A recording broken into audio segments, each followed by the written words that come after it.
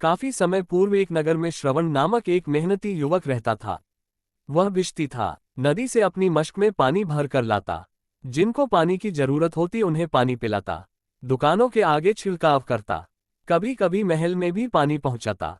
पगार बहुत कम मिलती थी। मुश्किल से 2 समय की रोटी जुटती। लेकिन वह मस्त रहता। पानी लादे कुछ न कुछ गुनगुनाता ही रहता।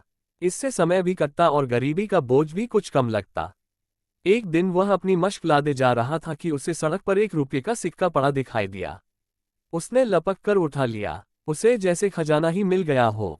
उसने अब तक केवल पाया और पैसे ही देखे थे। उस दिन उसके पैर जमीन पर नहीं पड़ रहे थे। वह अपने हिसाब से अमीर बन गया था। अपनी झोपड़ी में लौटा तो रात भर नींद नहीं आई। उसने सोचा कि इतनी बड़ी रकम झोपड़ी में रखना ठीक नहीं। कोई चुरा कर ले जाए तो किसी सुरक्षित जगह छिपाकर रखना चाहिए। बहुत सोचकर उसने निर्णय लिया। नगर के किले की दक्षिणी दीवार के अंत में एक जगह ईंट ढीली हुई पड़ी थी। श्रवण सिक्का वहीं छिपाने के लिए सुबह ही उठकर चल दिया। उसने एक ईंट निकालकर उसके पीछे सिक्का रखकर फिर ईंट वहीं रख दी। वह जगह उसने खूब याद कर ली। दीवार की तीसरी लाइन के किनारे से पहली ईंट। सिक्के का मालिक बनने के बाद उसमें बहुत जोश आया। पहले से बहुत तेजी और अधिक लगन से काम करने लगा। उसकी आमदनी पहले से बढ़ गई। काम ज्यादा मिलने लगा। फिर उसने हिम्मत करके एक गरीब व्यक्ति की सुंदर कन्या से विवाह कर लिया। उसकी बीवी भी बहुत अच्छी निकली। श्रवण की खूब सेवा करती। श्रवण की बड़ी इच्छा होती कि बीवी को अच्छे कपड़े दे, सुंदर जेवर दे, ढेर सारे बर्तन लाए और शहर की सैर कराए। पर इतने पैसे कहाँ थे। एक दिन पास के कस्बे में एक मेला लगा। मेले का नाम सुनते ही बीवी खिल उठी। श्रवण ने बीवी को मेले की सैर कराने का फैसला किया। वह बोला, प्यारी हम मेले में जाएंगे। मेरे पास 1 रुपये का सिक्का है। खूब मौज करेंगे। बीवी चहकी, 1 सिक्का मेरे पास भी है, बापू ने दिया था। दोनों बहुत खुश हुए। बीवी नहा धोकर तैयार होने लगी। श्रवण किले की दीवार से सिक्का लाने चल पड़ा। दोपहर का समय था। बड़ी तेज गर्मी पड़ रही थी। सब अपने घर में दुबके पड़े थे। पर श्रवण तो अपनी धुन में लंबे डग भरता जा रहा था। राजा ने अपने महल से एक युवक को तेजी से सड़क पर जाते देखा। उसे आश्चर्य हुआ कि ऐसी तपती धूप में ऐसा कौन सा कार्य हो सकता है जिसके लिए ये युवक इस प्रकार चला जा रहा है।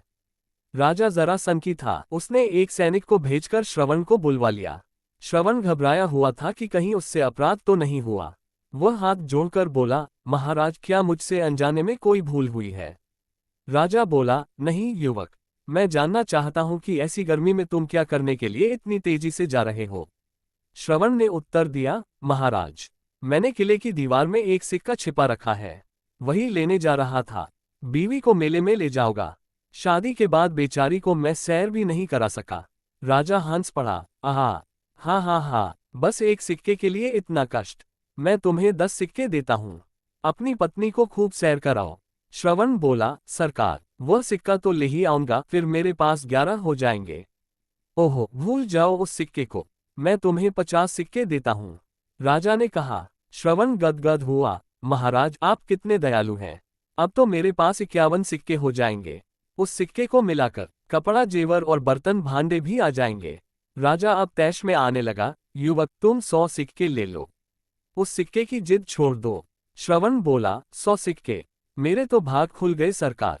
पर गुस्ताखी माफ करे सरकार, उस सिक्के को तो लाना ही पड़ेगा, क्योंकि 100 की संख्या लेकर जाना ठीक नहीं होता। 101 की संख्या ही शुभ होती है। अब दरबार में सन्नाटा छा गया। सब दरबारी एक दूसरे का मुंह देखकर मुस्कुराने लगे और कोहनियां मारने लगे। राजा के जिद्दी स्वभाव को सब जानते थे। वह किसी न किसी तरह अपनी बात मनवाए बिना मानता ही नहीं था। आज श्रवण के रूप में उन्हें दूसरा जिद्दी मिल गया था। सब उत्सुकता से देखने लगे कि जिद्दियों के बीच इस रस्साकसी का क्या नतीजा निकलता है। राजा भी दरबारियों के मन की बात टाल गया। अब उसके लिए भी यह इज्जत का सवाल बन गया था। उसने मन ही मन में श्रवण कुमार से सिक्का लेने की जिद छुड़वाने की ठान ली। राजा ने 500 सिक्के और फिर 1000 सिक्कों की पेशकश की, परंतु श्रवण किसी न किसी तरह अपना वह सिक्का बीच में जोड़ लेता था। राजा ने खींचकर कहा, युवक तुम्हें मैं 50,000 सिक्के दे रहा हूं, तुम उस सिक्के को भूल जाओ।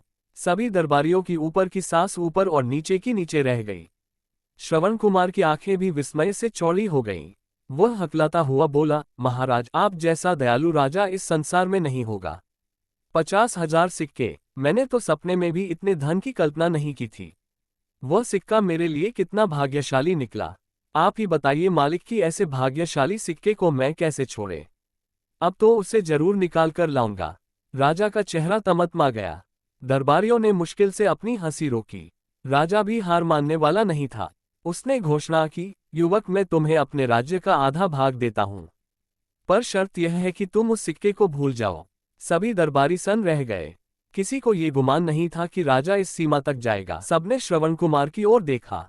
श्रवण हाथ जोड़कर बोला, महाराज मैं आपकी प्रजा हूं, आपकी आज्ञा कैसे टाल सकता हूं।